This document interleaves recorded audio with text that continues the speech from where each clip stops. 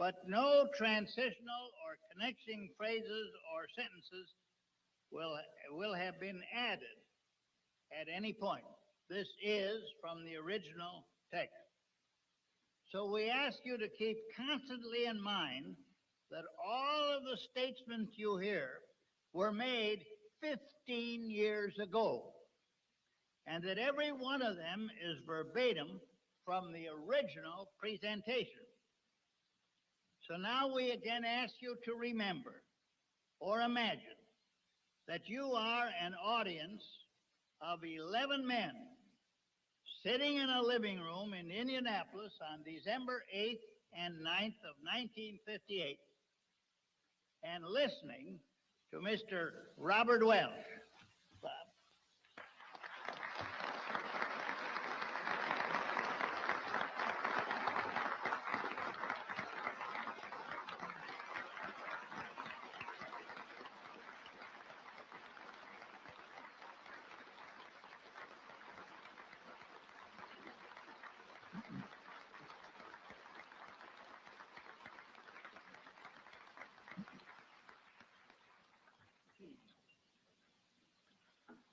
Gentlemen, let me welcome you to Indianapolis. All of you, I believe, are already aware of my appreciation for your being here. At this point, there's an omission of 5 lines. But each of you also felt that you would not have been asked to give up everything else and come to this meeting, and then to listen to my voice off and on for so much of the 2 days, unless I had some very serious matters to put before you and proposals to discuss. Frankly, the matters are serious and the proposals are far-reaching, so much so that just their presentation makes me feel solemnly humble at the size of the task envisioned. For increasingly, before tomorrow is over, I hope to have all of you feeling that you are taking part here and now in the beginning of a movement of historical importance. But long journeys start with easy steps, and our first step should be to identify our fellow travelers, no pun intended. Many of you are known to each other, but some are not. So let me, as informally as possible, introduce each one to the group. This was then done, and here we also omit 1 page. Our immediate and most urgent anxiety, of course, is the threat of the communist conspiracy, and well, it should be. For both internationally and within the United States, the communists are much further advanced and more deeply entrenched than is realized by even most of the serious students of the danger among the anti-communists. I personally have been studying the problem increasingly for about 9 years, and practically full-time for the past 3 years. And entirely without pride, but in simple thankfulness, let me point out that a lifetime of business experience should have made it easier for me to see the falsity of the economic theories on which communism is supposedly based, to see them more readily than might some scholar coming into that study from the academic cloisters. While a lifetime of interest in things academic, especially world history, should have given me an advantage over many businessmen in more readily seeing the sophistries in dialectic materialism. So I have felt, rightly or wrongly, that my grasp of communist purposes and even of their methods should have been more rapid than that of some of my patriotic friends who have gradually become staunch anti-communists.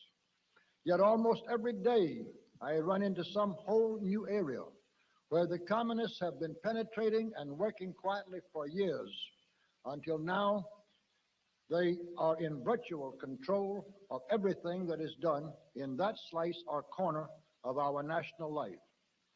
Again, an omission of 1 page. But as background for our further discussion, I'm going to ask for your patience while I make a much more general review with you of how far the international conspiracy as a whole has now gone and where we stand today. now omit 12 lines, and from here on I must simply quote extracts, sometimes many pages apart, without giving you the background to which they belong or calling your attention to the size of our jumps ahead. But we do ask you again, in order to avoid confusion, please to remember that all of those lines were written and then spoken in the fall of 1958. Section 1, look at the score. Throughout all history, the bearer of bad news has been a most unpopular person. So I certainly am not seeking any garlands of popularity at present.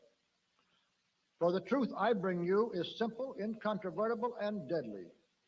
It is that we are living in America today in such a fool's paradise as the people of China lived in 20 years ago, as the people of Czechoslovakia lived in a dozen years ago, and as the people of Iraq lived in only yesterday. And as George Santayana so brilliantly pointed out, those who will learn nothing from history are condemned to repeat it. Lenin died in 1924, but before he died, he had laid down for his followers the strategy for this conquest. It has been paraphrased and summarized as follows. First, we will take Eastern Europe. Next, the masses of Asia. Then we shall encircle the last bastion of capitalism, the United States of America. We shall not have to attack. It will fall like overripe fruit into our hands. To make doubly clear what he meant and how firmly he meant it with regard to taking Asia ahead of Western Europe, and then using Asia as a stepping stone and base from which to conquer Western Europe and the rest of the world, the strategy was also stated that for the communists, the road to Paris led through Peking and Calcutta. Today, you can easily see how that road to Paris is leading back from Peking through Calcutta, Cairo, Damascus, Baghdad, and Algiers. Now, gentlemen, there are many remarkable things about that three-step strategy, but the most remarkable is that the communists have never wavered from it one iota. They have used the philosophy of socialism as an ideological weapon in this struggle whenever they could and for whatever it was worth. But they've also used bribery, lies, bluff, brutality, the countless tentacles of treason, murder on a scale never before dreamed of in the world, and every possible means to advance them on this road without the slightest concern for any moral difference in those various means, and above all, they have used patience. A patient gradualism has been the most important key to the communists' overwhelming success. And in October 1950, Stalin's lackeys formalized their puppet state of East Germany. By this time, of course, there were other takeovers going on in other parts of the world, as we shall see. But we are dealing here only with Europe, and East Germany finished the job there as it had been planned by Lenin 26 years before. The communists now had Eastern Europe entire, and the first step of their three-step program was complete. Next was Asia. Actually, the anti-communist position is crumbling rapidly everywhere in Asia. If you will look at a map of Asia with all of these countries properly shaded, I think you will agree with me in my estimate of the communist progress. It is that they have already gone 3/4 of the way towards the completion of the second step in their three-part program. Now let's consider the rest of the world. It is with the benefit of this realistic background, therefore, that I venture to offer the following opinion. It is that the communists, through long and careful and insidious preparation, have already gone at least 1/4 of the way towards the accomplishment of their third and final step, which is taking over this country. And with it, of course, the rest of the world. Now, 1 + 3/4 + 1/4 adds up to 2 out of that total of 3. And not to believe that the communists are already 2/3 of the way towards carrying out their total program, or that they are not now moving at an accelerated pace and with increased momentum to finish the job, is to close your eyes to the plain facts as surely as did the good people of Czechoslovakia in 1948, and with the same ultimately fatal results. Now, please note, gentlemen, that the communists have never made any of this immense progress by the direct use of force. They have beguiled Chinese into fighting Chinese, Koreans into fighting Koreans, Vietnamese into fighting the French and each other, the Israelis, British, and French into fighting Egyptians, the Algerians into fighting the French. They have even maneuvered Americans into fighting Chinese communists in Korea with the Americans' hands tied behind their backs. But not one Russian regiment has ever taken part in any of this imperialistic advance, except for the suppression of rebellion in already conquered territory, as in Hungary. There are three possible methods by which the communists might take us over. One would be by a peaceful coup d'etat, as in Czechoslovakia in 1948. The second method would be by fomenting civil war in this country and aiding the communist side with military might. But there is a third method, which they are clearly relying on most heavily, and this is taking us over by a process so gradual and insidious that communist rule is slipped over so far on the American people before they ever realize it is happening. The process in that direction is going on right now, gradually but surely, and with ever-increasing spread and speed. A part of that plan, of course, is to induce the gradual surrender of American sovereignty, piece by piece and step by step, to various international organizations, of which the United Nations is the outstanding but far from the only example. But another part is the conversion of the United States into a socialist nation, quite similar to Russia itself in its economy and political outlook, before police state enforcement is ever introduced. The best way to explain the aim here is simply to quote the directive under which some of the very largest American foundations have been secretly but visibly working for years. This directive is so to change the economic and political structure of the United States that it can be comfortably merged with Soviet Russia. Now, here are the communist aims for the United States. 1, greatly expanded government spending for every conceivable means of getting rid of ever larger sums of American money as wastefully as possible. 2, higher and then much higher taxes. 3, an increasingly unbalanced budget despite the higher taxes. 4, wild inflation of our currency. 5, government controls of prices, wages, and materials, supposedly to combat inflation. 6, greatly increased socialistic controls over every operation of our economy and every activity of our daily lives. This is to be accompanied naturally and automatically by a correspondingly huge increase in the size of our bureaucracy and in both the cost and reach of our domestic government. 7, far more centralization of power in Washington and the practical elimination of our state lines. There is a many-faceted drive at work to have our state lines eventually mean no more within the nation than our county lines do now within the states. 8, the steady advance of federal aid to and control over our educational system, leading to complete federalization of our public education. 9, a constant hammering into the American consciousness of the horror of modern warfare, the beauties and the absolute necessity of peace, peace always on communist terms, of course. And 10, the consequent willingness of the American people to allow the steps of appeasement by our government, which amount to a piecemeal surrender of the rest of the free world and of the United States itself.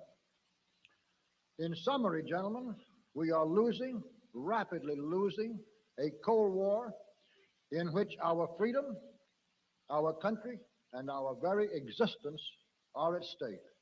And while we don't seem to know we are losing this war, you can be sure the communists do. There is just one thing, only one thing in the whole world which the communists fear today. It is that despite their tremendous influence in our government and over all of our means of mass communication, the American people will wake up too soon to what has really been happening and what is now happening right under their very noses. The only thing which can possibly stop the communists is for the American people to learn the truth in time. One matter on which most Americans need to become better informed is what being subjugated by the communists or arriving at an accommodation with communism, as they want it called, would really mean. For their cruelty and terrorism is almost beyond imagination. And the domination of our press, television, and radio by communist influences is now so great that you simply are not allowed to learn or to be reminded of the real nature of the beasts to whom we are losing. General Mark Clark, for instance, officially reported from Korea, quote, "We obtained solid evidence that the communists slaughtered 11,622 members of my command while they were defenseless prisoners of war. These men were tied to their fellow prisoners and transported to previously selected sites. They were dumped alive into trenches dug for the purpose and summarily shot. About 5,000 of those boys were from your hometowns and mine. But how many of you ever saw that report in your headlines or anywhere else? During the so-called Spanish Civil War, the London Times, which then as now certainly was not slanted in favor of the anti-communists, reported that in one 12-month period, the communists had murdered over 4,000 priests in cold blood and had driven more than that many nuns out into the streets of various Spanish cities, inflicted horrible obscenities on them, and then murdered the nuns. In some places, the communists herded priests and their congregations into churches, set the churches on fire, and burned the Christians and their buildings together. These and similar epic cruelties of the period are facts documented beyond all question. But how many of you have ever heard them? All of this vicious and purposeful savagery that I have been trying so inadequately even to indicate is not something happening on some other and far-off planet or perpetrated by the Assyrians 2,500 years ago, or dreamed up as the imaginative nightmare of an Edgar Allan Poe. These, gentlemen, are the very real acts and deliberate policies of the recent past and the very present, of people whom we treat as human beings and with whom we sit around conference tables and arrive at truce terms and concessions to appease them. There are some 700 million non-Russian, non-communists now living daily lives of virtual slavery behind the Iron Curtain. Some 40 million of them in the actual slave labor camps of Russia and Red China, who only a dozen years ago, or much less, enjoyed practically the same personal freedoms as do you and I today. These people now say to each other, but above all to themselves, if I'd only known, if I'd only believed, there is no amount of work and sacrifice and suffering I would not have given if I'd only realized the necessity, the danger in time. Now it is too late, and any amount of struggle and of sacrifice, even of life itself, is all in vain. Unquote. The number of people subject to these cruelties is now increasing by tens of millions every year, and we are directly in the path of the conqueror.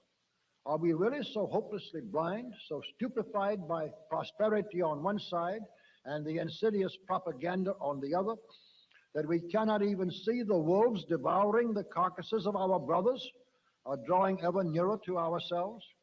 Are we going to let our country and our whole civilization go under and new dark ages of serfdom be ushered in while we happily play at our little games? May God forbid. But may we speedily become more worthy that he should. Section 2. But let's look deeper. Now, if the danger from the communist conspiracy were all we had to worry about, it would be enough. But in my opinion, the first great basic weakness of the United States, and hence its susceptibility to the disease of collectivism, is simply the age of the Western European civilization. Some of you will already have recognized, in fact, that I am drawing a corollary to the conclusions usually connected with the name of Oswald Spengler. Spengler's theory is absolutely fatal to the acceptance of socialism or any form of collectivism as a forward step or as a form of progress in man's sociological arrangements. For in Spengler's view, collectivism is a disease of society, concomitant with decay and remarkably similar to cancer in the individual. The Roman Empire of the West, for instance, started dying from the cancer of collectivism from the time Diocletian imposed on it his New Deal. And it is perfectly evident, right in the cases of the various civilizations that we know most about, that both the Greek and the Roman civilizations did perish of the cancer of collectivism, and that the civilization of Western Europe is doing so today. It was Western Europe which made the last half of the 19th century the period of the highest level to which man has yet climbed in his struggle to reach an enlightened and humane life. But, as so often happens for the individual, by the time Western Europe had the knowledge, the wealth, and the ability to get the most out of life, it was ready to die. The truth is that by a cycle which seems inevitable, whether it is a biological reality or only an analogy, Western Europe was worn out. And under those circumstances, the degenerative disease of collectivism, the cancer of social organizations, began its peripheral infiltration. The American civilization was every bit as much of an entirely new and different civilization from the old and ancestral one of Western Europe as was Rome, a new civilization distinct from Greece. And this American civilization at the turn of the present century was only 300 years old. It had the strength and vigor and promise of a healthy young man in his late teens.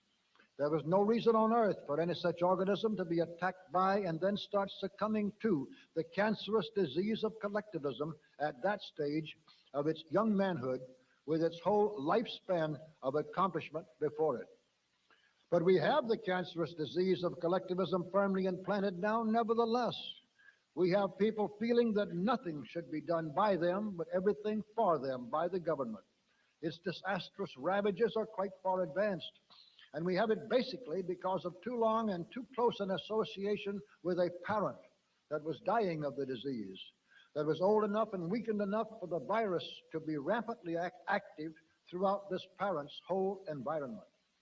When Woodrow Wilson, cajoled and guided even then by the collectivists of Europe, took us into the First World War while solemnly swearing that he would never do so, he did much more than end America's great period of happy and wholesome independence of Europe. He put his healthy young country in the same house and for a while the same bed with this parent who was already yielding to the collectivist cancer.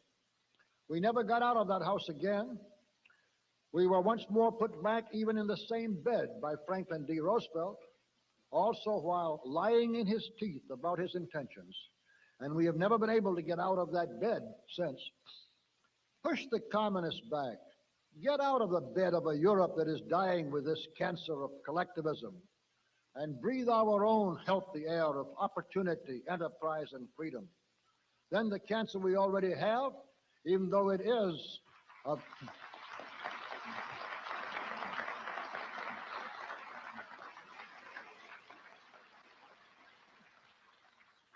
then the cancer we already have, even though it is of considerable growth, can be cut out.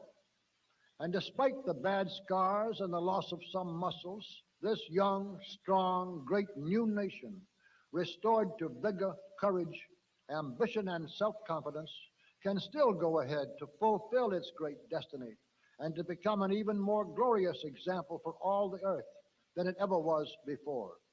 It should be centuries from now before the natural time comes for the decline of America and for the highest torch of civilization to be taken over by the rising newer nations to the west. But we do have to achieve the sufficiently drastic surgery, and that, of course, is a Herculean task. We shall return to a study of it when we come to the more positive part of this program. Section 3, and deeper still.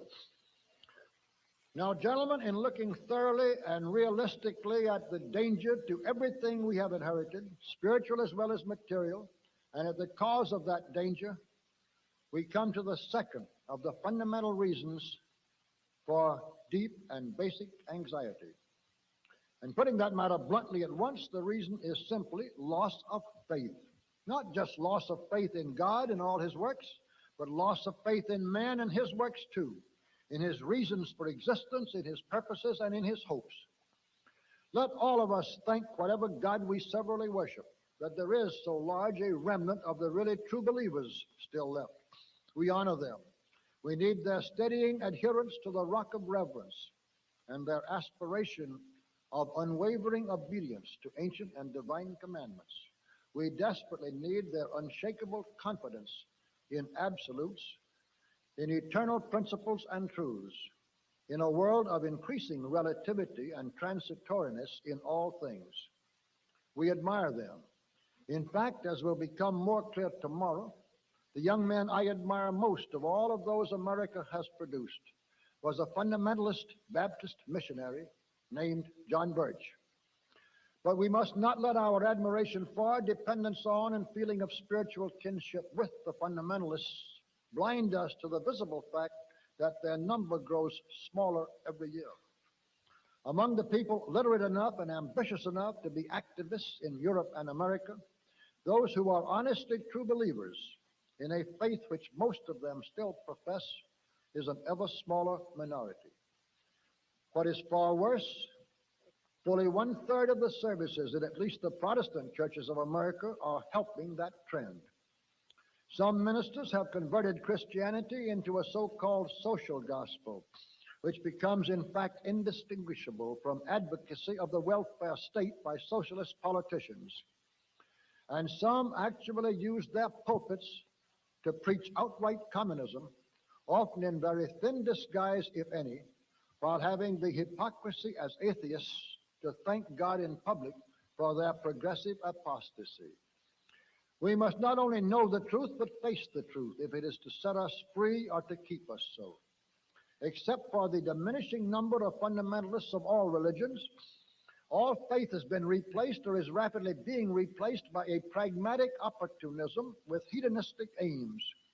And what a fall that is for a race which can boast of once having listened to a St. Augustine, a St. Francis of Assisi, a John Milton, or an Alfred Tennyson. In Western Europe and America today, we are living in a spiritual vacuum, exactly as were the Romans after they had lost any real faith in their pagan gods and before the rise of Christianity. The most terrible result of this collapse of the rock of faith on which our morality was built is the rise of the amoral man, of which the usual communist himself is the most illustrative example. For the chief point of this whole present section of our discussion runs parallel to the main point in connection with the extent to which the cancer of collectivism has weakened and endangered us.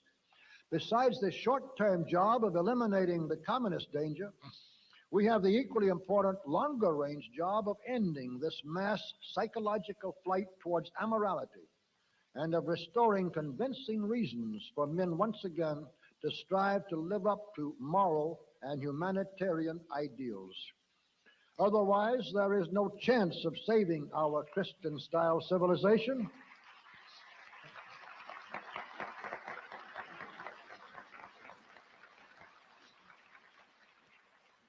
Otherwise, there is no chance of saving our Christian-style civilization from self-destruction.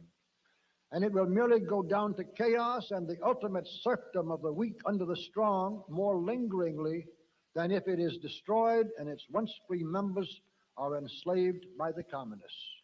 We shall return to the constructive side of this need and this undertaking in the morning. Section 4. And so, let's act. We come now to the question of what is to be done about these problems.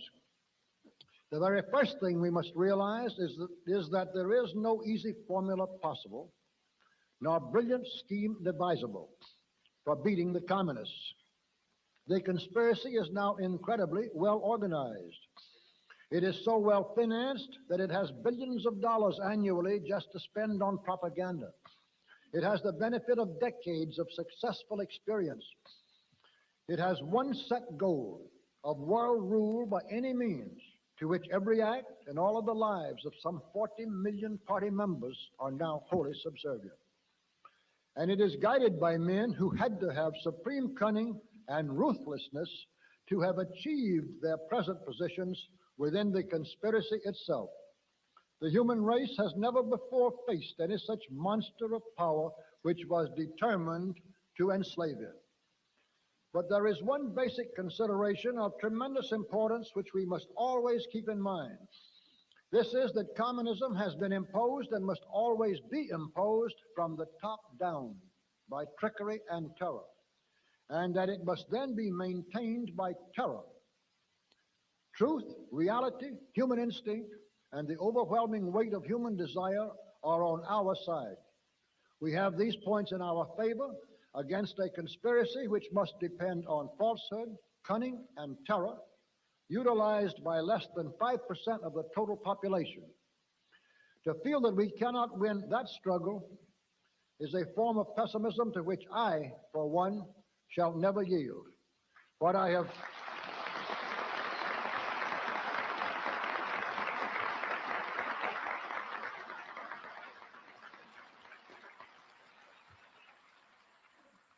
have chiefly intended this brief introduction to lead to, therefore, is the realization that every effort we undertake, every battle we fight, even if we lose it, and every sacrifice we make is cumulative. Every bit of dedication to the cause is worthwhile. Obviously, the place for us to begin is in the United States, because the American support of the international communist conspiracy is now the backbone of its strength and has been for many years. If and when we can reach the point of turning just the American government from actively helping the communist conspiracy everywhere in the world, we shall have won a most important battle in the war ahead.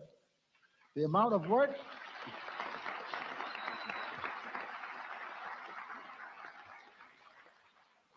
work required to do that in the face of the way the cards have been so painstakingly stacked against us is something to contemplate. And yet there is nothing but work and more work, thinking and more thinking, dedication and more dedication, which will do the job. So now let's look at the job itself. First we would establish reading rooms, small and inexpensive, in just as many of the cities, towns, and villages of this country as we could, just as rapidly as we could. Second, since getting the truth about both recent history and current events into as many hands and heads as possible is so important, we would see that the circulation of the conservative periodicals was expanded as rapidly as it could be done without too much waste. 3, we would do everything we could to support, maintain, increase the number of stations used, and widen the audiences of such radio programs as those of Fulton Lewis, Clarence Mannion, and dozens of more localized broadcasters throughout the country. 4, we would institute the organized planning and control to make full and effectively coordinated use of the powerful letter-writing weapon that lies so ready at hand. 5, we would organize fronts, little fronts, big fronts, temporary fronts, permanent fronts, all kinds of fronts. 6, another thing we should do, and one badly needed, would be to start shocking the American people, or an increasing percentage of the more literate and more intelligent who have not yet been completely brainwashed, into a realization of what is happening, into a dawning realization of how far and how completely communists and communist influence have crept right into their communities into institutions and activities where the general public does not have the slightest suspicion of such infiltration. The best way to do this is by exposure, which is why the communists just had to get rid of McCarthy and went to such extreme lengths to do so. 7, there are now dozens of slimy characters at loose in our midst, whom I'll call to your attention by describing one who is more or less typical. His usual name is Gordon Hall, though he also uses and has used many aliases, and we could silence him and those like him with comparative ease. 8, we would line up a large list of speakers ourselves all over the country. 9, ninth and current in this listing would be our undertakings on the international front. For many reasons, we would start extending our body into other countries as soon as there were energy and resources which could properly be spared for that purpose. 10, finally, and probably most important of all these courses of action, we would put our weight into the political scales in this country just as fast and far as we could. We are at a stage, gentlemen, where the only sure political victories are achieved by non-political organizations, by organization which has a surer, more positive, and more permanent purpose than the immediate political goals that are only means to an end, by organization which has a backbone and cohesiveness and strength and definiteness of direction which are impossible for the old-style political party organization.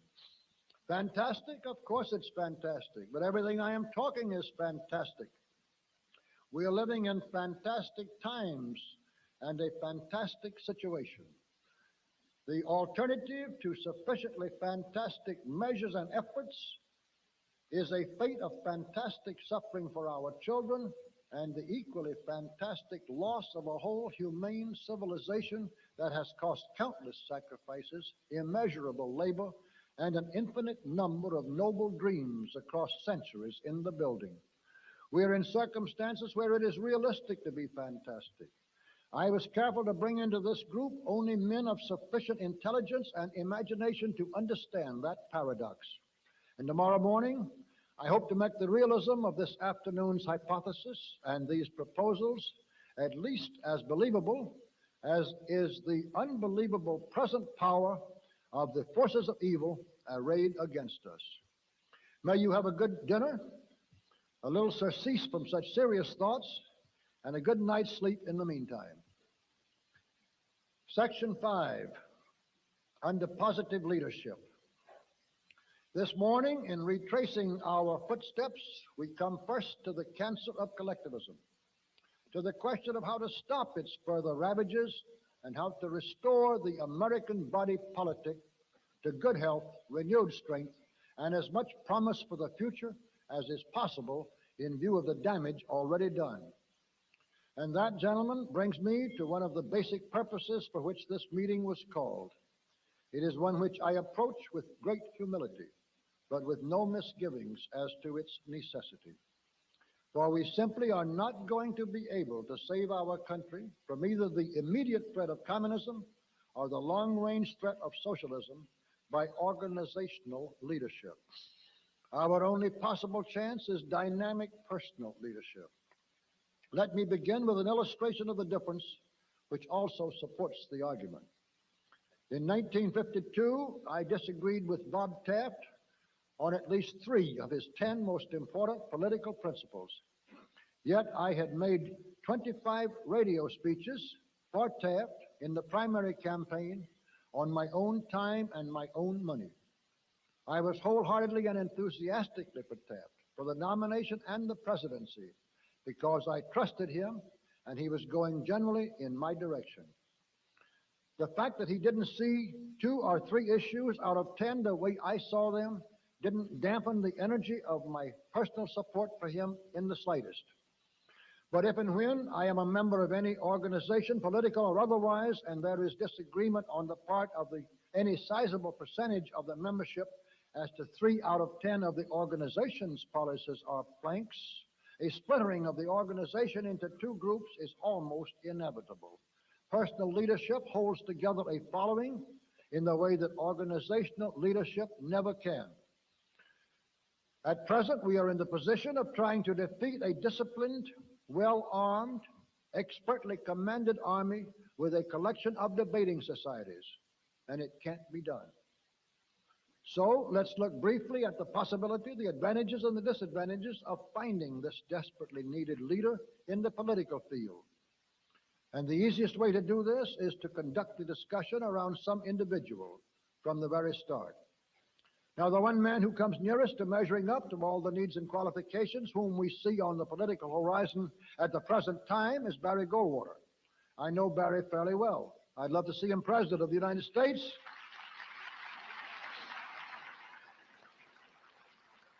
I'd love to see him President of the United States, and maybe someday we shall.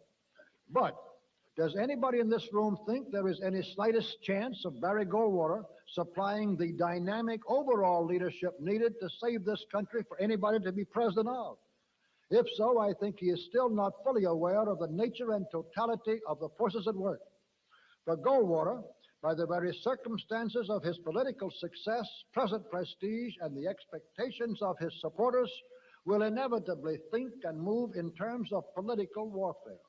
Even if he personally should reach the point and the understanding of wanting to consider political action as just a part, no matter how important, of much broader overall action, how much chance do you think there is that his friends and supporters would let him step out of the strictly political role in which he has been so successful? How much chance is there that they would let him build and utilize forceful leadership on all of the other fronts where we must fight the communists? How many of the steps which we discussed yesterday afternoon, and which I am sure must be taken if we are to have any chance at all, do you think you could count on Barry Goldwater's leadership to bring about, no matter how much he was beseeched, and no matter how much he himself came to feel inclined to do so? More for the other illustrative points that will arise than for any hopes offered by the prospect, let's look at Richard Nixon in this connection. He's an extremely smart man. He is one of the ablest, shrewdest, most disingenuous, and slipperiest politicians that ever showed up on the American scene.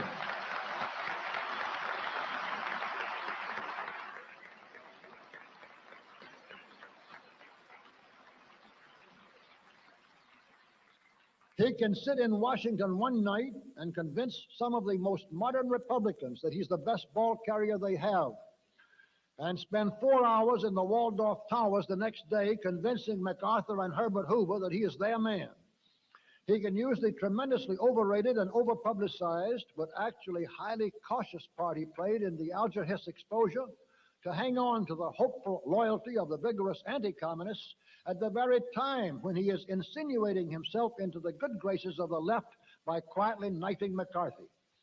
Nixon could pose as a conservative Republican congressman and yet be one of the original founders in 1950 of Republican Advance.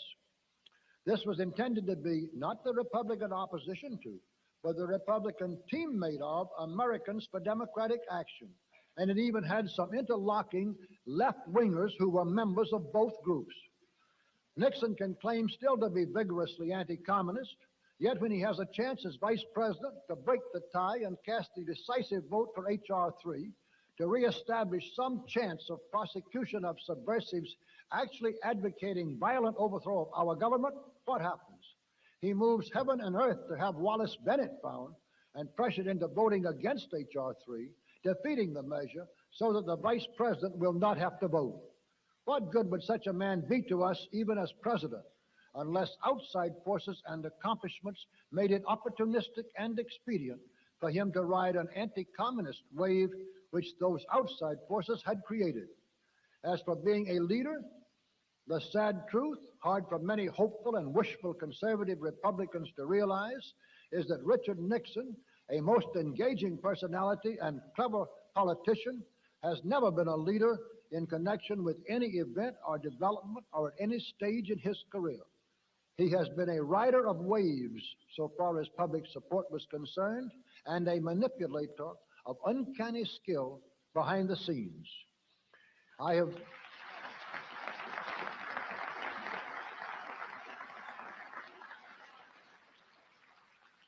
have made these remarks here in this really inner circle group in order to emphasize the wisdom of the old advice, put not your faith in politicians.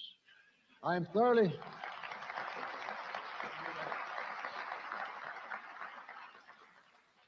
thoroughly convinced that we cannot count on politicians, political leadership, or even political action, except as a part of something much deeper and broader to save us. Now, I didn't always feel that way, and I think that up to the time that the nomination was stolen from Bob Taft in 1952, it was still possible to have saved our country from the immediate communist danger anyway, primarily by political action. But my study of the whole picture convinced me more and more that no one outspoken senator, nor a dozen outspoken senators, and no amount of the ephemeral political support they might muster could possibly save our country unless there was encompassing them and their efforts and support this far larger and broader movement to which I keep referring. Two, that there was not going to be any such movement without the dynamic overall personal leadership to which I have also been referring. And three, that with all of my own shortcomings, there wasn't anybody else on the horizon willing to give their whole lives to the job with the determination and dedication I would put into it if I didn't. What really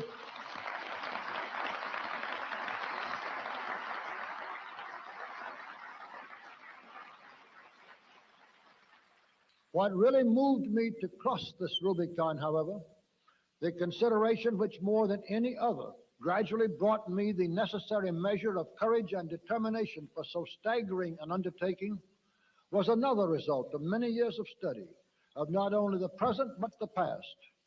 This is the conviction that even warding off communist slavery and reversing the socialist trend is only half the battle. We can never win even that half unless both leadership and following have a positive dream, which is more important as a hope than the negative nightmare is as a fear.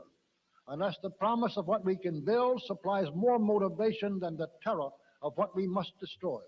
And unless this faith in the future is based on a deeper faith in eternal truths. The nature of these truths and the tenets of this faith, which I hope and believe every man in this room can accept and approve, I shall come to later this morning. What I'm trying to do here as an introduction to and part of our thinking about how to rid America of the collectivist cancer is simply this. I want to convince you, as I am convinced, that only dynamic personal leadership offers any chance for us to save either our material or our spiritual inheritance. I want to convince you, as I am convinced, that even under such leadership, we have no chance unless the specific battles are fought as part of a larger and more lasting movement to restore once again an upward reach to the heart of man. And I wish to make clear what you are bound to be assuming already, that with whatever I have in me of faith, dedication, and energy, I intend to offer that leadership to all who are willing to help me. Section 6, to restore responsibility. With that much explanation as background, let's see what basic principle we can establish and what specific objective we can define with regard to the particular battle against collectivism. And it seems to me, gentlemen, that the whole essence of our purpose can be summarized in just 5 words: less government and more responsibility.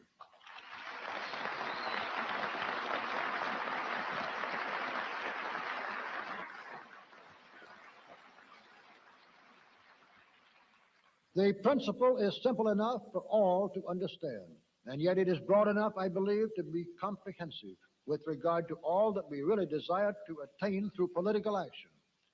We must try to make it a convincing political standard and an accepted goal. What we must start asking our fellow citizens everywhere to consider is this: on the basis of all known past human experience, are there any general conclusions with regard to the organization of society which can be set forth with confidence? it seems to me clear that there certainly are. One, first, government is necessary. Some degree of government in any civilized society. Two, second, while government is necessary, it is basically a non-productive expense, an overhead cost, supported by the productive economy. Third, government is frequently evil. Fourth, government is always and inevitably an enemy of individual freedom. 5, whatever must be done by government will always cost more than if it could be done by individuals or smaller groups. 6, government,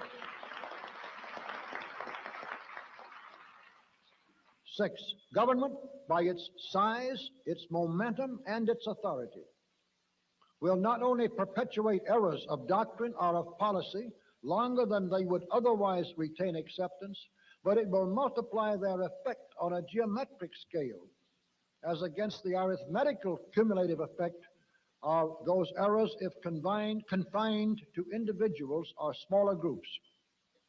7, as any society becomes reasonably settled and shakes down into a semi-permanent pattern of economic and political life, the drive always begins to have government become the management of the social enterprise rather than merely its agent for certain clear purposes.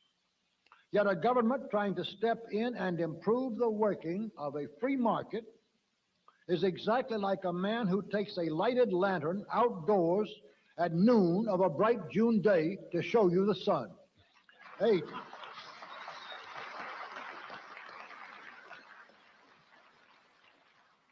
8, as a government increases in power and as a means of increasing its power, it always has a tendency to squeeze out the middle class, to destroy or weaken the middle for the benefit of the top and the bottom. 9, the form of government is not nearly so important as its quality. 10, which brings us to the last, and in my opinion, the most important of these basic generalizations concerning government. And our 10th point is that neither the form of government nor its quality is as important as its quantity. The increasing quantity of government in all nations has constituted the greatest tragedy of the 20th century. The greatest enemy of man is and always has been government. And the larger, the more extensive that government, the greater the enemy. The communists believe that a collectivist society should swallow up all individuals, make their lives and their energies completely subservient to the needs and the purposes of the collectivist state, and that any means are permissible to achieve this end. The true Americanist believes that the individual should retain the freedom to make his own bargain with life and the responsibility for the results of that bargain, and that means are as important as ends in the civilized social order which he desires. There are many stages of welfarism, socialism, and collectivism in general, but communism is the ultimate state of them all, and they all lead inevitably in that direction. In this final state, communism, you have a society in which class distinctions are greater than in any other, but where position in these classes is determined solely by demagogic political skill and ruthless cunning. And you have a society in which every fault of government that we have discussed above is held to be a benefit and a desirable part of the framework of life. But there is an exactly opposite direction. This direction leads toward a governmental environment for human life founded on the basis of long experience with government, on experience which shows government to be a necessary evil, but a continuous brake on all progress and the ultimate enemy of all freedom. It is the forward direction, the upward direction, and Americanism, I hope, shall become its name. Section 7, and help to build a better world. We are the music makers, and we are the dreamers of dreams. We, in the ages lying in the buried past of the earth, built Nineveh with our sighing, and Babel itself with our mirth, and overthrew them with prophesying to the old of the new world's worth. For each age is a dream that is dying, or one that is coming to birth. For the last 50 years, our age has been a dream that was dying. To this very group, at this very moment, I am proposing that we turn our faces forward instead of backward, begin to make even our defensive actions fit into a constructive design, and do our part to usher in a new age that is coming to birth. Now, I don't expect the New York Times to begin announcing excitedly in January that obviously the world started on a new era in Indianapolis in December 1958. Of course, it is only the work we do afterwards, the work we persuade and inspire others to do, and the long results and widening reach of both that can make of this meeting anything but a two-day seminar in philosophy and current affairs. But if every man here should leave tonight feeling in his own mind that he had been at the beginning of a new chapter in history, it would be true. It would be true no matter how long the historians might take to find it out.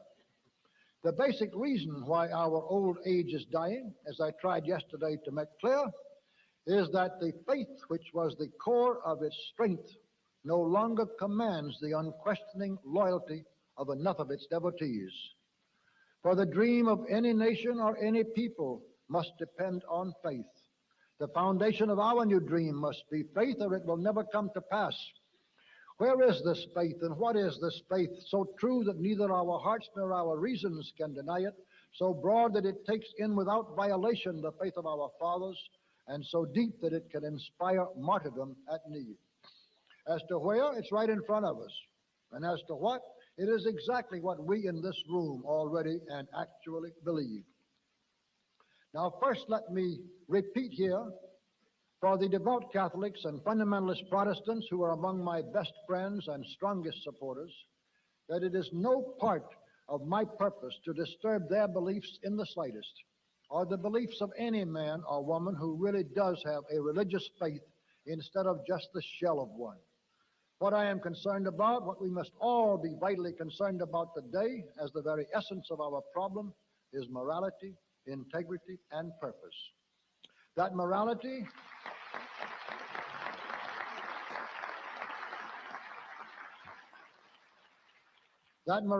must be based on a bedrock of faith.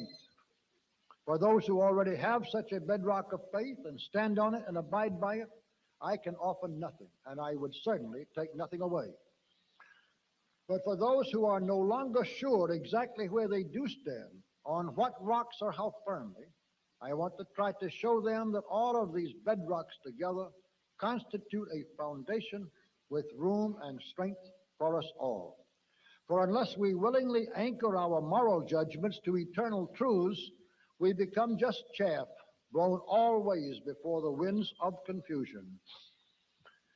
For I doubt not through the ages one increasing purpose runs, that there is a purpose in man beyond anything called for by his individual needs, and far greater than his personal desires, can be not denied only by the most depraved maniac or the most ignorant fool.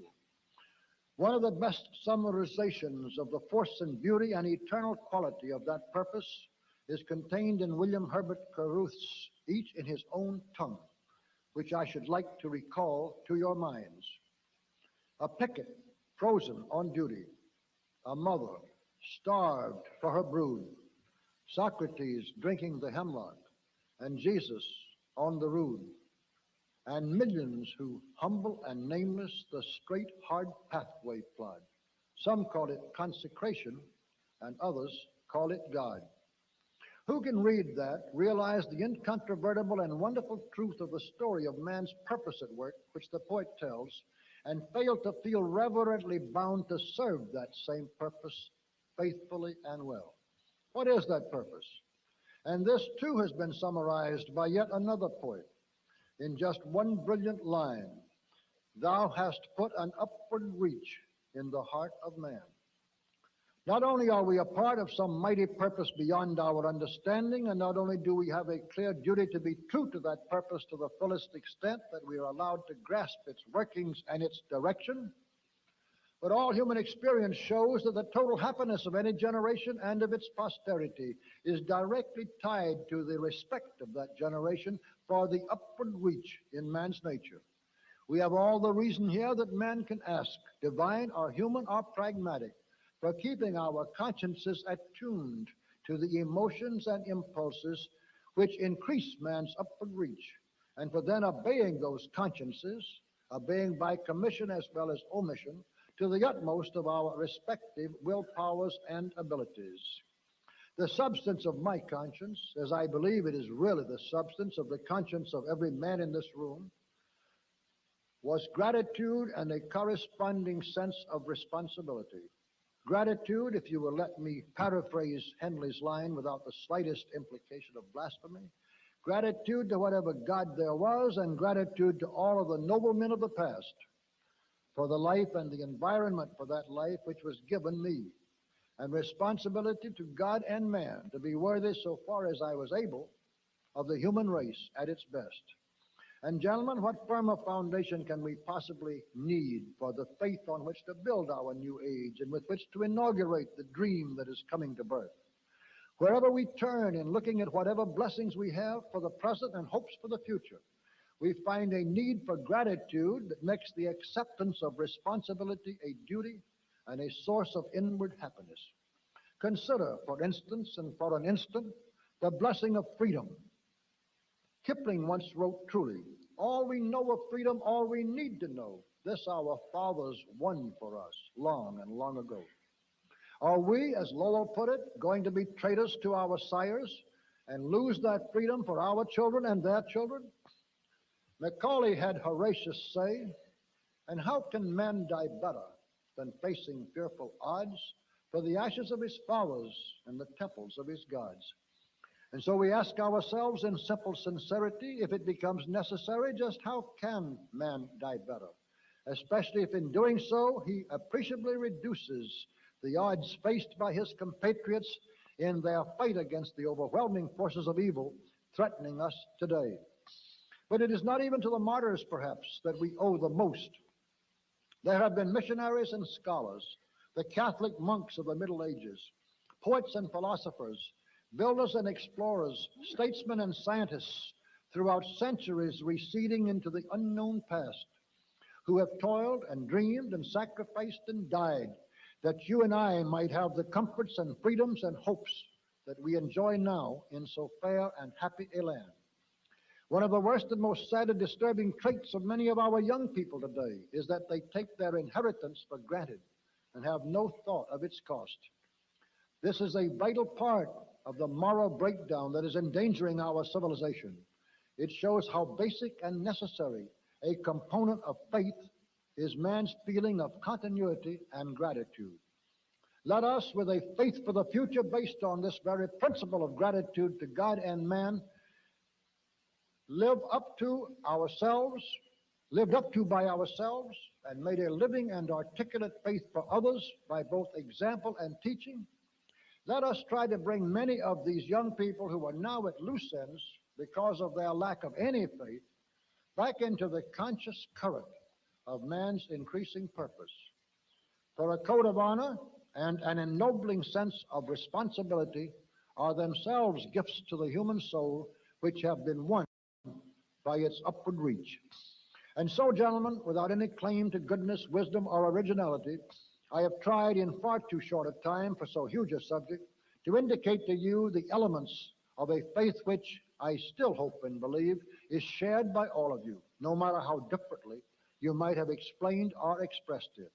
It is a faith for which I have earnestly hoped that it might encompass the individual beliefs of most men of goodwill, that it might refill our ancient founts of inspiration, and that it would become a basis and a beginning of renewed dedication to a dream of man's future. Section 8, through the John Birch Society. Now, how do we go about asking men, in the words of Santayana, to trust the soul's invincible surmise? we come at long last to the question of ways and means and methods. In connection with all of these plans and aims and hopes, I am proposing, as the most immediately tangible outcome of this meeting, the formation of the John Birch Society. And I ask you not to give undue thought at present to the name. In the small packets for each of you, there are copies of my little book, The Life of John Birch. I hope you will read it when you have the opportunity.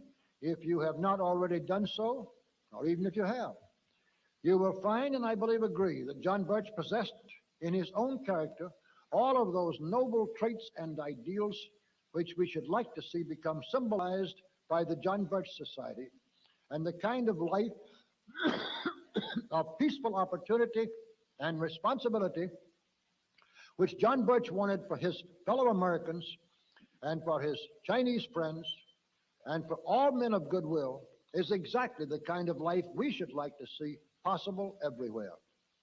It is my fervent hope that the John Birch Society will last for hundreds of years and exert an increasing influence for the temporal good and the spiritual ennoblement of mankind throughout those centuries. For I am staking my whole aspiration to play my part in forwarding man's one increasing purpose on whatever can be accomplished through it. The John Birch Society is to be a monolithic body, a Republican form of government or of organization, has many attractions and advantages under certain favorable conditions. But under less happy circumstances, it lends itself too readily to infiltration, distortion, and disruption. And democracy, of course, in government or organization, as the Greeks and Romans both found out, and as I believe every man in this room clearly recognizes, democracy is merely a deceptive phrase, a weapon of demagoguery, and a perennial fraud. The fear of tyrannical oppression of individuals and other arguments against the authoritative structure in the form of governments have little bearing on the case of a voluntary association where the authoritative power can be exercised and enforced only by persuasion. And what little validity they do have is outweighed by the advantages of firm and positive direction of the society's energies. Especially for the near future and for the fight against communism, which is the first great task of the society, it is imperative that all the strength we can muster be subject to smoothly functioning direction from the top.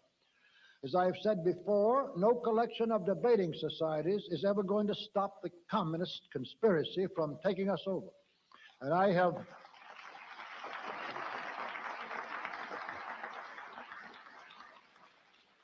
have no intention of adding another frustrated group to their number. We mean business every step of the way. We can allow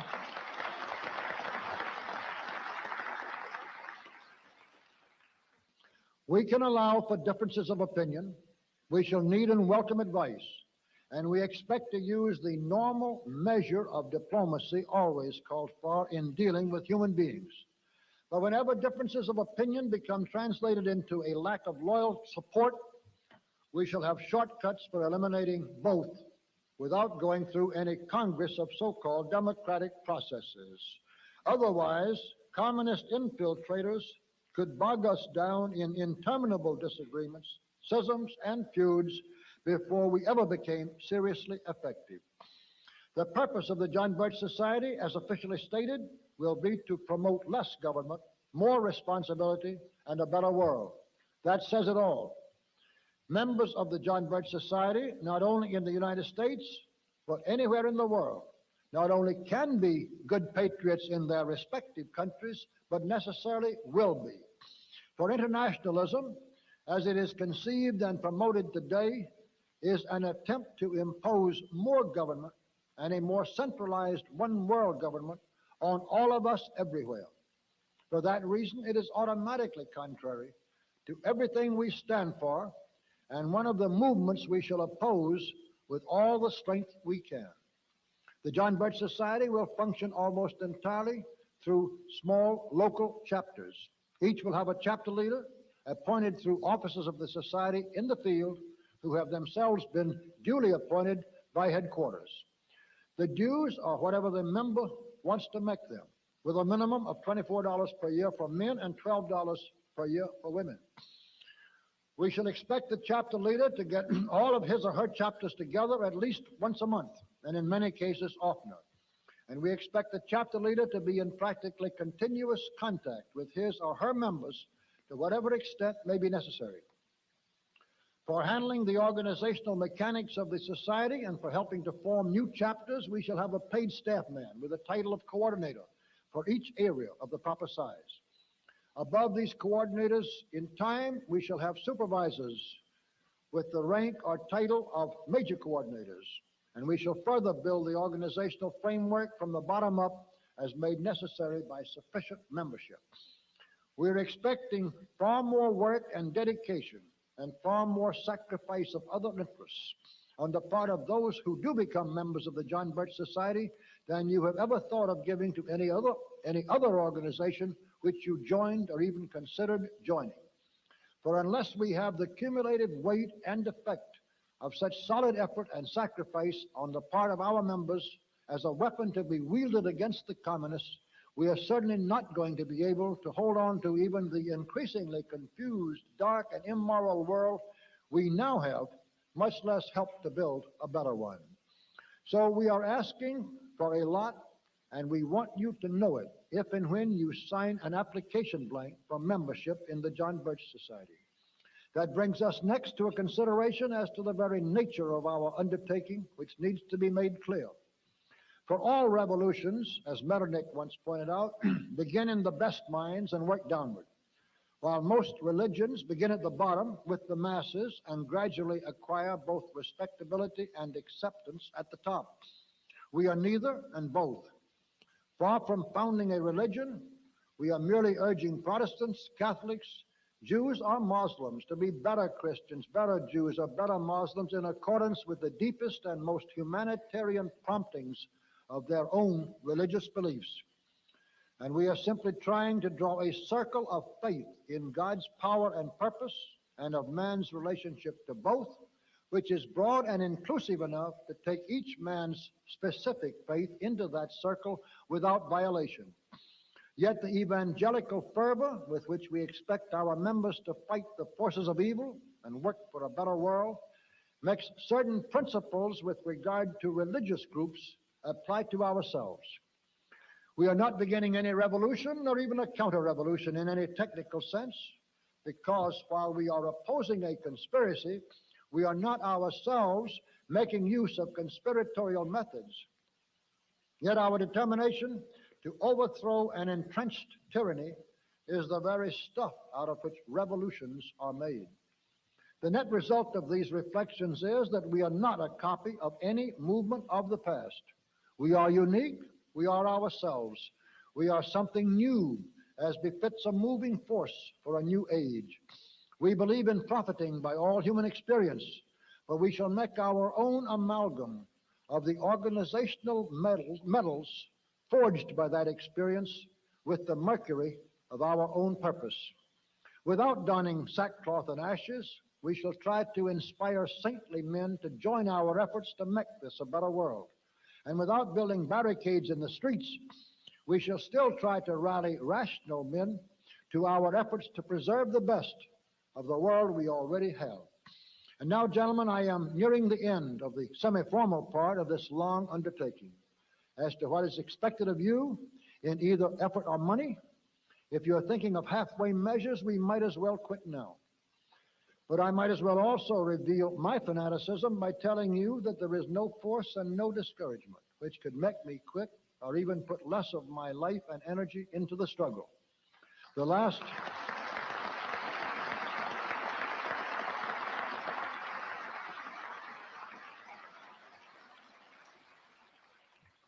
resort of my own mind has been expressed by Louise Imogen Guinea. To fear not sensible failure, nor covet the game at all, but fighting, fighting, fighting, die, driven against the wall. I repeat, however, that we do not have to die driven against any wall, nor do we have to lose the struggle at all. As I've said elsewhere, There's enough strength, enough money, enough intelligence, and enough patriotism in the vast business community of America to form the nucleus that will stop and destroy the communist conspiracy if we can stir it to action in time. What I am proposing here is the mechanics and the leadership through men like yourselves by which it can be stirred to action and that action made effective. Let me repeat just one thing that I said to you yesterday morning. There are in the satellite countries today thousands of men just like you and me who only 10 years ago could regularly meet in such groups as I propose. Not only that, but they could go out openly with and before larger groups to try to spread the alarm and to stop the communists from taking over their countries. These men now say to each other, but largely to themselves, if I had only known, if I had only recognized and believed the danger and the horror of communist rule in time. There is nothing I would not have given to save my freedom, my family, my country, if I had only recognized the urgency and the desperate need. Now it is all too late, and any sacrifice, even of life itself, would be entirely in vain. We do not have to be too late, and we do not have to lose the fight. Communism has its weaknesses, and the conspiracy has its vulnerable points. We have many layers of strength not yet rotted by all of the infiltration and political sabotage to which we have been subjected. Our danger is both immense and imminent, but it is not beyond the possibility of being overcome by the resistance that is still available. All we must find and build and use to win is sufficient understanding. Let's create that understanding and build that resistance with everything mortal men can put into the effort while there still is time. Then, while we are destroying and after we have destroyed the communist tyranny, let's drive on towards our higher goals of more permanent accomplishment, towards an era of less government and more responsibility in which we can create a better world.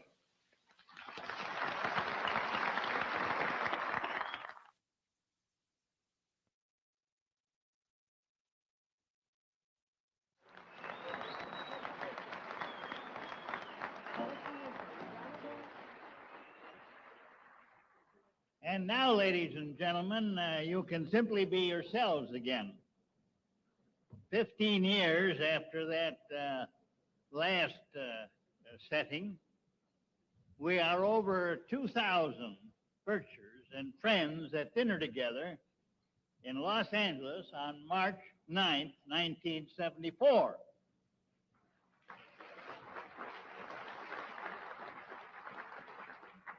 Those of us at this table that were a part of that party of 11, and I'm sure all of you now have a realization of how accurately prophetic Mr. Welch was 15 years ago.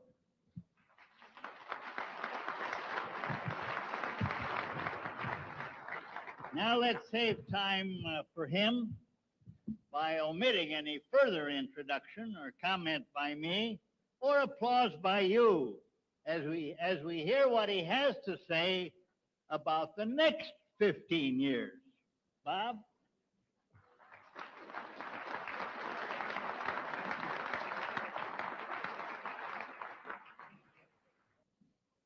Ladies and gentlemen, we shall now condense what needs at least 2 full days into 30 minutes.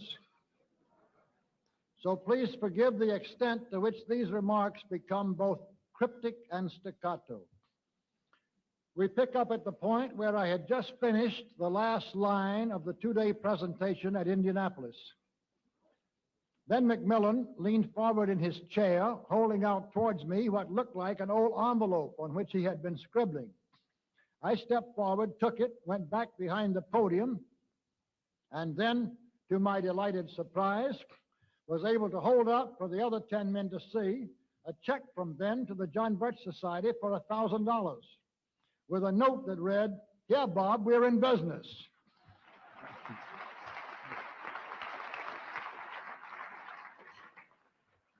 Indeed, we were in business at once, and as Bob Stoddard has pointed out, in relatively better financial position than we've ever been since.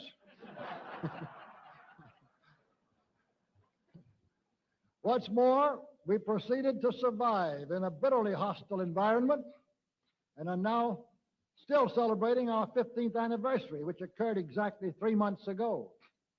So we begin this look toward the future with an extremely brief glance at the past. Section A, some points to remember. 1, throughout all of the diverse pulling and pressures from within and from without, the society has been kept strictly on its originally charted course. 2, it is still unique as the only cohesive, voluntary, non-religious organization for adult education on a permanent nationwide basis in all human history. 3, consequently, the society has had to become a pioneer in almost every respect, not only as to its organizational structure, but by creating its own means and methods for carrying out this educational task. 4, it offers the only kind of opposition which the collectivists in general and the contemporary international conspiracy in particular have never faced before. We have maintained education as our total strategy and truth as our only weapon. So the conspiracy has known only one way to fight back, which was never try to refute the accusations, but always seek to destroy the accuser. Consequently, the society, from the time it was 2 years old, began to face more vicious smears, lying propaganda, massive attacks, and undermining tactics than have ever been turned on any other non-religious group in America. 5, despite those impediments, our thoroughly organized educational program is now functioning solidly, continuously, and with rapidly increasing effectiveness in all 50 states. Also at an embryonic stage in 3 foreign countries, and with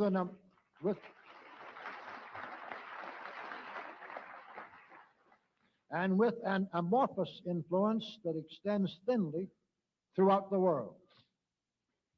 6, the educational tools and methods of the John Birch Society now include books, pamphlets, and reprints distributed by the millions of copies per year, a monthly and a weekly magazine which are becoming increasingly recognized as authoritative in their field, films, film strips, records, reel-to-reel tapes and cassettes, which altogether are played to an enormous quantity of people, and a speakers bureau which, when measured by the number of engagements filled or the total audience reached, we believe to be the largest in the world. 7, through literally thousands of ad hoc committees, including our speakers forums, we have multiplied the reach and effectiveness of our actual members at least 4-fold. 8, through the tireless patriotic thought, labor, and dedication of its staff and tens of thousands of its members, the society has played an extremely important role in certain basic battles staged by the conspiracy. These have included our part in preventing the establishment of a Negro Soviet Republic in the southeastern states, our stopping cold almost entirely through the impact of Alan Stang's pamphlets and speeches, a similar movement by Reyes Tijerina to set up a Chicano independent government in some of our southwestern states, and largely by using patriotic Indians as our speakers and project leaders, our current blocking of a similar American Indian movement so decisively that the communist-controlled scoundrels at the head of it are blaming us for all of their troubles. 9,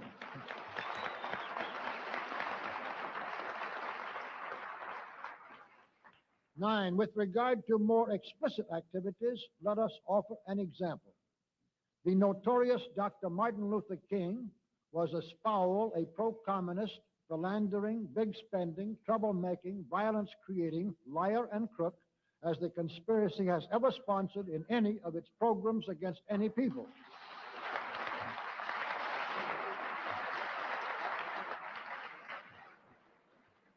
and almost single-handed through our very courageous and patriotic Negro speakers, we exposed these facts so thoroughly that King became only an embarrassment to the insiders like Nelson Rockefeller who were financing his carnival show. In fact, during the last weeks of his life, King canceled entirely the whole series of speeches already set up for him on a tour from Memphis to Richmond and back, rather than be up against the exposures in a parallel series of speeches over the same area by our speaker, Julia Brown. He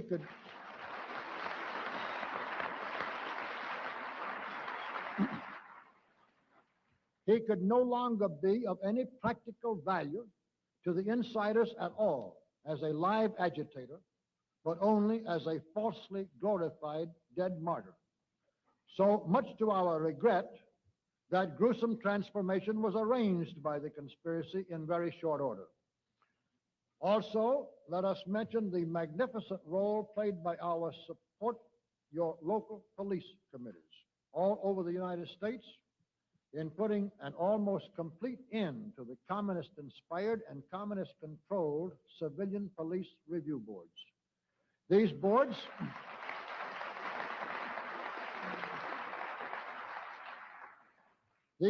had been designed for the ruthless harassment of all police officers who tried to do their duty in handling communist criminals and agitators. And there have been about 40 other similar specific accomplishments of major or appreciable importance for which the Society has been responsible in the course of its efforts to expose and slow down or stop various projects of the conspiracy. 10, and most important of all, is a general consideration. For a dozen years, there have been unceasing efforts, mostly behind the scenes, on the part of both Richard Nixon and William F. Buckley, Jr., to damage or destroy the John Birch Society. There have been more open but recurrent attacks, frequently laced with vicious lies, for the same purpose on the part of some 30 senators, governors, and pundits of the press and the airwaves. Yet despite all of these smears, the standing and character of our members, the dependability of our educational tools, and the quality of our methods have gradually brought about an immense change in the attitude of the public towards the John Birch Society. Until today, the fraction of the public that feels favorably towards the Society has climbed from about 4% to at least 50%. And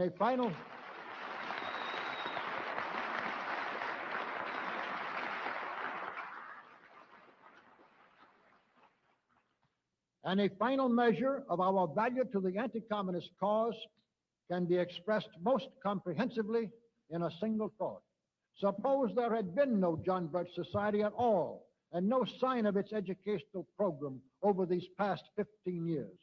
Then just try to imagine how much more completely in the dark the American people would be today about all that is happening, and how tremendously easier it would be for the insiders of the conspiracy to carry out the final steps in their plot to enslave us. Section B, how fares the other side?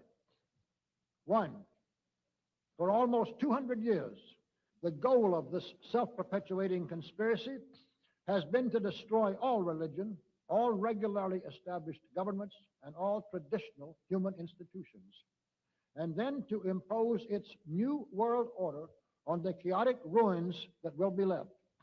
The conspirators have never been able to destroy anything of importance, however, by attacks from the outside, but only by subversion from the inside. Almost every member of the conspiracy, therefore, leads a continuous life of falsehood to his friends, of pretense to the public, and of underlying doubt with regard to his own future. From Alger Hiss to Richard Nixon, every communist or insider has a gnawing fear that although he is a peacock today, he may be a feather duster tomorrow.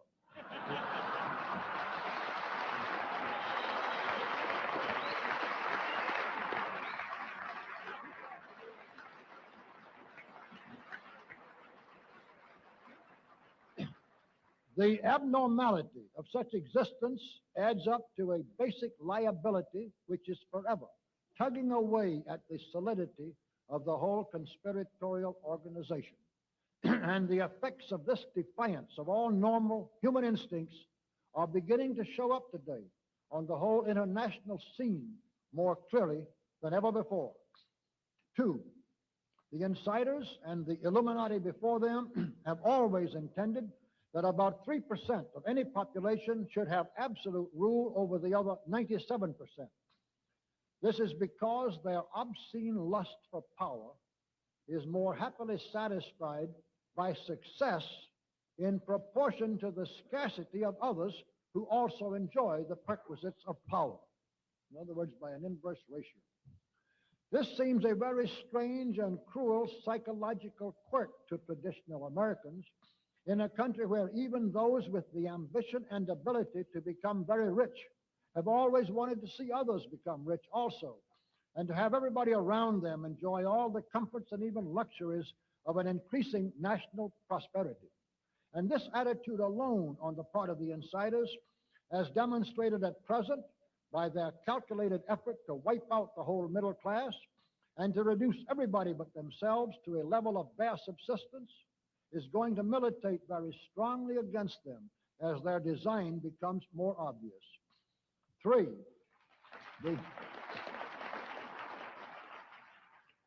the whole conspiracy always has been and still is an overextended, very thin shell of power being constantly enlarged by bluff, audacity, and the ruthless use of terror.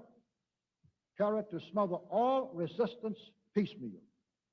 The insiders themselves never know just when or where this shell may be broken, nor how serious the break may be. The forced exile of the pro-communist King Constantine of Greece by an anti-communist military junta was one example. A more recent one has been the replacement of Salvador Allende, the communist boss and would-be tyrant of Chile, by an anti-communist military group.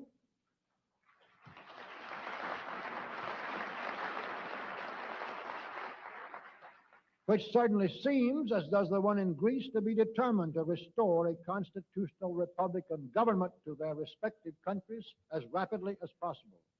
The conspiracy certainly cannot be sure of what is going to happen on mainland China when Mao Zedong dies, or how long Willy Brandt can last in West Germany, when despite all of the moral support that Richard Nixon could give him, he still barely won the last election in 1972 by 2 votes which were purchased through outright bribery. Also, of course, Pierre-Elliott Trudeau, still ruling Canada without even a majority, could have the sordid facts of his utterly treasonous and criminal past begin to catch up with him in the minds of the Canadians. And there are a dozen other seriously weak spots in the shell where there could be a blowout at any time. 4, in Soviet Russia itself, as you may learn from all the trustworthy news that you can excavate, there is doubt that even another Stalin could hold the lid down tight enough on the boiling pot. There is a crime wave among the youth at least equal to our own. Over half of all crimes of assault, robbery, rape, and hooliganism by children of the ages of 16 and 17 are due to intoxication. A recent report showed that over 80% of these youngsters had started drinking vodka before they were 16. There are now increased fines for parents and jail sentences for others who encourage youth under 18 to escapism from sordid reality by the nepenthe of alcohol. But even these tender attentions from a loving big brother government do not seem to provide the promised degree of bliss in this communist paradise. Nor does anything else. Charges of ideological aberration and even treasonous heresy by some officials against other officials have become commonplace. Solzhenitsyn has had plenty of company among scientists as well as other writers in risking imprisonment, torture, or death for complaining about the inhuman conditions and the spread of terror in many parts of the vast Soviet Union besides the prison camps. Even after half a century of unceasing attempts to stamp out all religion, the powers that be today, and have some hopes of still being tomorrow, are now having some trouble with a religious revival, more trouble than for many years. Indeed, the resistance of all kinds at any cost has now gone so far that for the first time, Soviet planes on domestic flights are being hijacked by Soviet citizens in attempts to escape.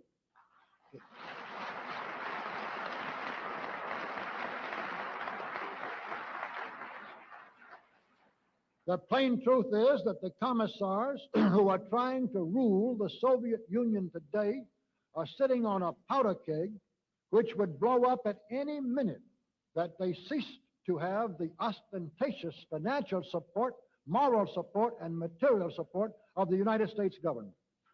And the same thing is true of a great many other regions within the vast communist corral of nations. 5, the truth is that everything now depends more than ever before on what happens in the United States.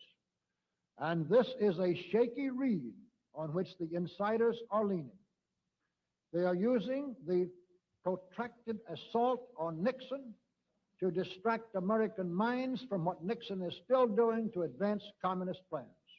Also to cause distrust and despair in American minds about our whole economic political system, so as to get an easier acceptance of drastic changes which spell communism.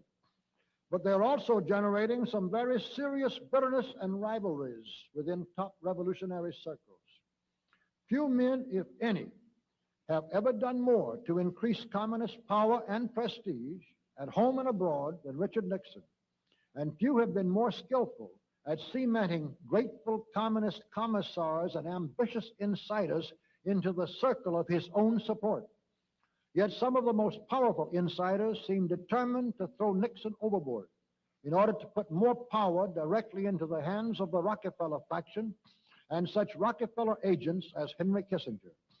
And we believe that they are thereby creating a lot of future headaches for the whole conspiracy. 6, more important than any of these considerations, however, is a now rapid awakening among the American people. What happened to the Equal Rights Amendment last year and to the Genocide Treaty and the Land Use Bill this year are just straws in the wind. The insiders have not dared to install actual rationing of gasoline, which they have so badly wanted. Nor has the Nixon administration yet dared to establish full diplomatic relations with Red China. Also, we think the present obvious intention to surrender the Panama Canal completely into international communist hands through the communist government of Panama may run into quite a jolt if 1 million bumper stickers appear on that many American cars reading as follows: "Don't give Panama our canal, give them Kissinger instead."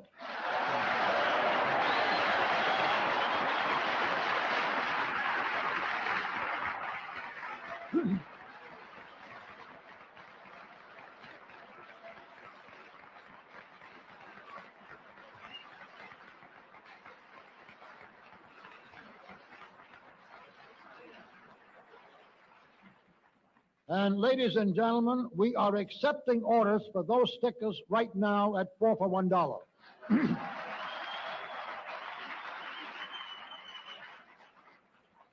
7, these are also straws in the wind, but the insiders can see which way the straws are blowing.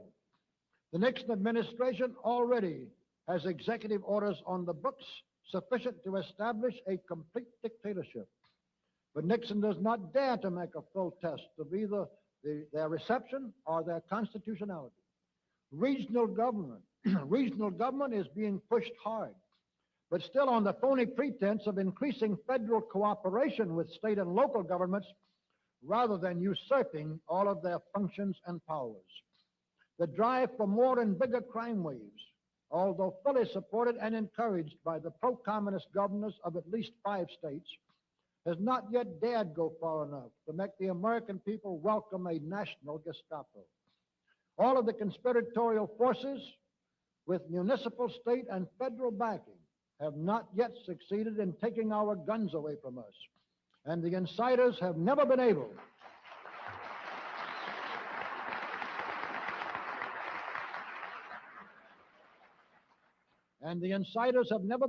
to establish permanent communist rule over any country whose citizens were armed.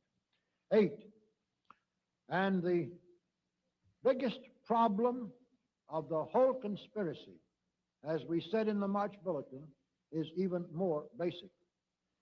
It is the incredible strength, productivity, resourcefulness, and momentum of the American free enterprise system, which makes it so extremely difficult to destroy. Also, there is a changing mood, a rising spirit of anger and determination coming up in the American people, which is crowding the insiders into a race against time, for time, like truth, is on our side. So, with all of these factors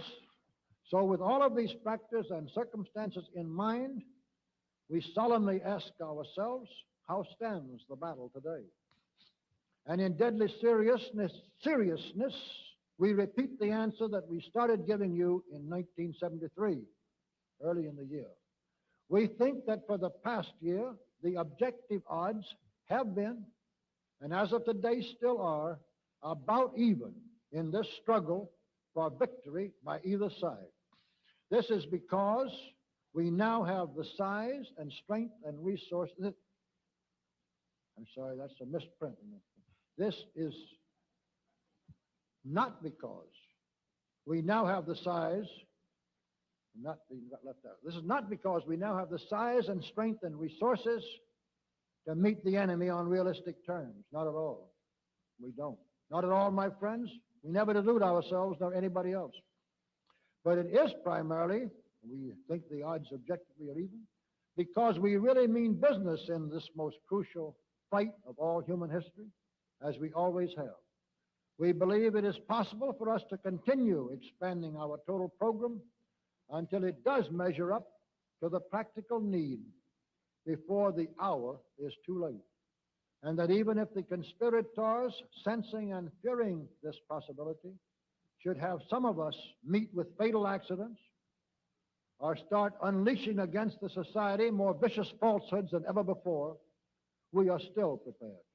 Our total undertaking now has the organization, the experience, the courage, and the willpower to use our growing strength to best advantage, to act as a catalyst and a rallying point for the patriotic uprising that is now underway, and thus to play a decisive part in helping to save our country and hence our whole civilization from the living death that is called communism.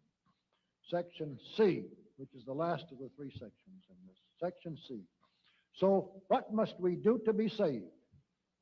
Having thus used 2/3 of our time on the background of this speech, let us now use the other third on the substance that will justify its title.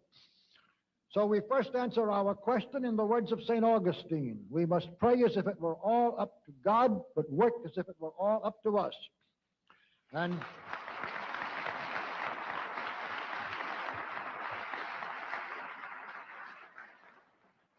fundamentally, our own work, of course, must be exactly what we have already been doing.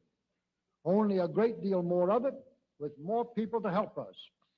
But the major purpose of this whole effort tonight is to add a powerful new concept to our understanding and our aims. To make that concept clear, we must creep up on it through a few brief items of history out of 1,000 details we should like to offer for strengthening our point. So we skip many volumes and begin with one most significant fact. There was absolutely no reason on earth for the American people, or any other people for that matter, to become involved in World War I. The whole horrible conflict was deliberately plotted and brought about by insiders of the master conspiracy through their working in and on the governments of both sides with loyalty to none. Their objective was to create the ways and means through which the war could be used to advance the communist movement. The insiders' three major goals in this respect, with regard to World War I, were A, to overthrow the government of Russia and enable the communists to establish there a first physical base of communist power. B, to drag the United States into this kind of totalitarian foreign war with all the changes in the structure of our government and the outlook of our people that the war would make possible. And C, to give birth to the embryo of their future world government in the form of the League of Nations. The first two items on that profoundly evil agenda came off according to design, and it is hard to tell which was most important to the conspirators. For from our entry into World War I, there was a prompt beginning and thereafter a gradual development over the next 25 years of the role of the United States as a food supplier, equipment manufacturer, prestige builder, financial angel, ideological disciple, general benefactor, wartime ally, military arsenal, and vicious hatchet man for the Soviet communists. Until by the end of World War II, the United States government had clearly become the most powerful single force in promoting the rise of communist power all over the world. Most of this was exactly in line with what the insiders in the United States and elsewhere had plotted and expected. So naturally, they had used many waves of deceptive propaganda with much diplomatic trickery by their tools in all the governments involved, and every act of cold-blooded murder or vicious treason to their respective countries, which Woodrow Wilson and Winston Churchill together could devise in order to involve us in World War I and its aftermath at Versailles. But in typical communist fashion, as a means of continuing and increasing our involvement in world affairs, the insiders also invented a semantic weapon with which to smear and ridicule and discredit all Americans who were sensible enough to oppose their sinister plans. The basic term of this ideological tool was isolationist, or isolationism. And over the next few decades, the insiders made it into a verbal bludgeon of tremendous force. For World War II was plotted, contrived, and utilized by the same conspiracy for the very same purposes as World War I, plus many other purposes as well as the same ones. Franklin Roosevelt and George Marshall, also aided every step of the way by Winston Churchill, even produced some improvements on the lies and treason and ruthlessness of Wilson and House in order to drag us into this new international maelstrom. And by this time, even prominent Americans, this is by getting into World War II, even prominent Americans of unquestionable patriotism quailed before the prospect of being called isolationists. Until by the decades after that war, the now communist-dominated American government had tens of thousands of bureaucrats, millions of American soldiers, and billions of American dollars scattered all over the world. This was for no other possible real reason than to help the communists to impose their brutal tyranny on an average of 7,000 more newly enslaved human beings somewhere in the world every hour of every day throughout every year. Every lying pretense or diplomatic skullduggery imaginable, as well as every foul misuse conceivable of American money and military might, was being utilized on an enormous scale for that purpose by our communist-controlled State Department. And the surest way to discredit all critics of this rampant treason was to vilify them as isolationists. But the time has come at last when it is both wise and possible to identify this brazen fraud as one of the most blatant big lies in the whole realm of communist propaganda. So brush the insider's dust out of your eyes, my friends, and the communist soap suds out of your brain, and ask yourselves in all honesty, what on earth is wrong with the United States simply minding its own business?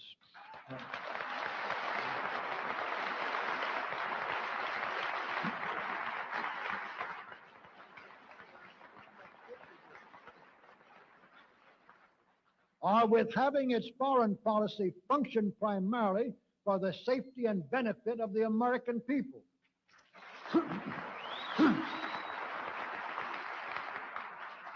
Which is exactly what we had done for the first 140 years of our existence as a nation, to the incredible advantage of ourselves and everybody else. Everybody, that is, except a numerically small clique of power-lusting conspirators who had somehow inflicted themselves on a gullible world. We do not have to pull into our shell by any means. Certainly we had never done so when Yankee clippers sailed the seven seas, or when American automobiles first began to put the whole world on wheels. The United States should be glad to maintain the comfortable minimum of diplomatic relations with every civilized nation, as we always were. Our people should certainly be glad to exchange commercial goods, cultural productions, and happy visits with the people of all nations, as we always have been. But we should remember Richard Cobden's famous warning that real peace and happiness will come to this earth when the peoples of different countries have as much to do with each other as possible and their governments as little as possible.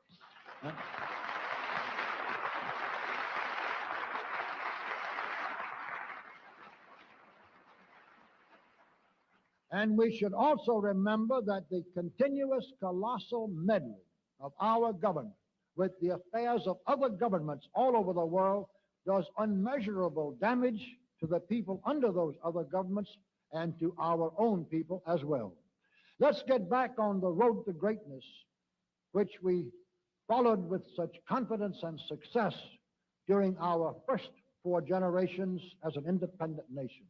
Then, standing on our own feet, let's once again become an envied example for all the world by our productiveness, our inventiveness, our individual rights and freedoms and opportunities, by our sense of responsibility, our compassion for the unfortunate, our basic moral codes, and our noble aspirations, and by our determination to preserve the wonderful inheritance which our founding fathers bequeathed to us for our own descendants and as an asylum for all worthy people who suffer under tyranny through no fault of their own.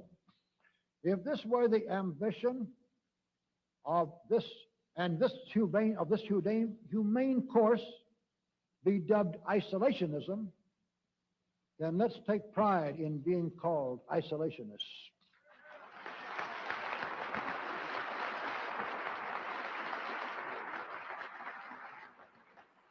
Above all, let's not be prevented from using our common sense, from leading patriotic lives, and standing on our God-given rights through fear of a tricky phrase invented for that very purpose by the most vile and merciless criminals in all human history. Section D. I thought I'd combine this in Section C when I said it was the last, but I noticed I split it. And I do remember now I did find I split it.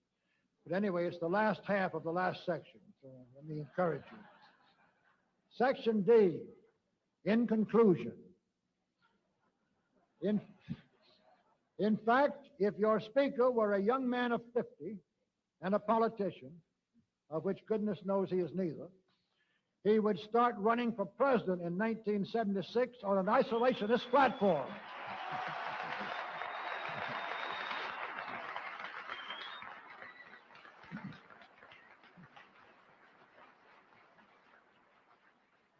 And the internationalist insiders might be amazed at how many millions of Americans would come surging to his support. So we offer the idea free to any qualified person who wants it.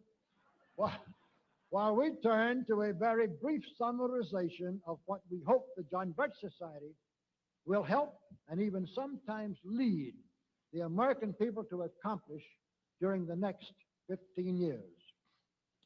1, our first and most important specific undertaking should be to restore the complete independence of the United States.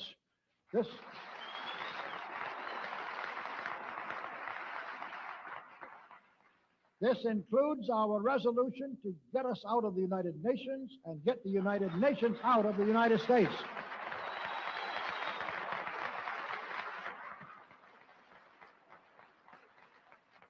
Two, we must once again make our money freely redeemable in gold at some realistic price.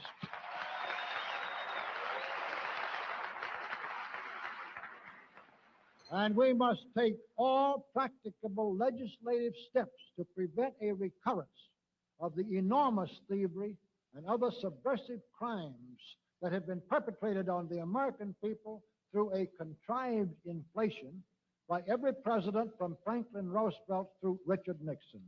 Three,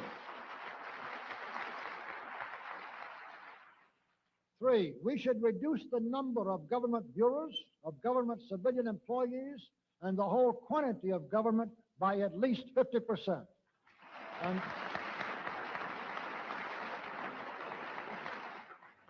And we should achieve at least this much reduction in proper fashion through gradually convincing a majority of the American people of the wisdom of such a course. Four, we should withdraw all American troops from every spot on earth that is not American soil, except when and where such troops may be required as decided by Congress to protect American lives and property from criminal vandalism.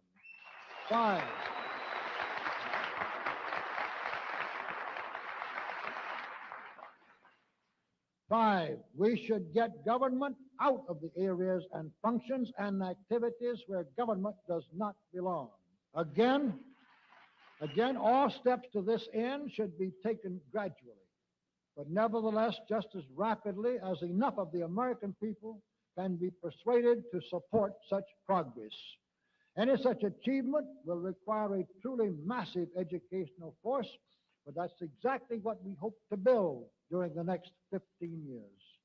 We could go ahead for at least 100 numbered items, but the John Birch Society will undoubtedly be working on more than that many specific projects, which will be laid out in its bulletins before another 180 months will have rolled around.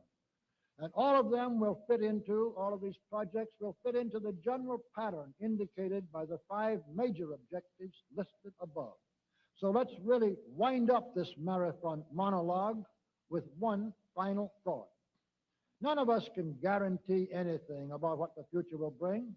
Your speaker knows what a job we have before us to rid our country of the scourge of communism within the next few years, and then to go ahead on our constructive program so well that 15 years from now, we shall already be entering an era of far less government, of a much sounder sense of responsibility, and, with God's help, of a better world. But I sincerely believe that it can be done, and this much I know.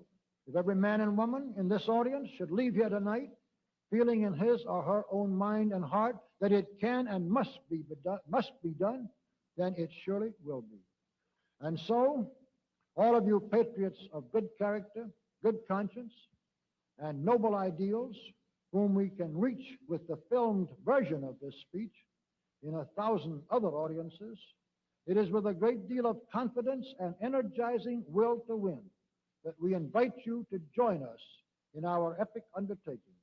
While to all of you great, wonderful friends in this present audience, I certainly extend my very deep thanks indeed for so much patience and attention.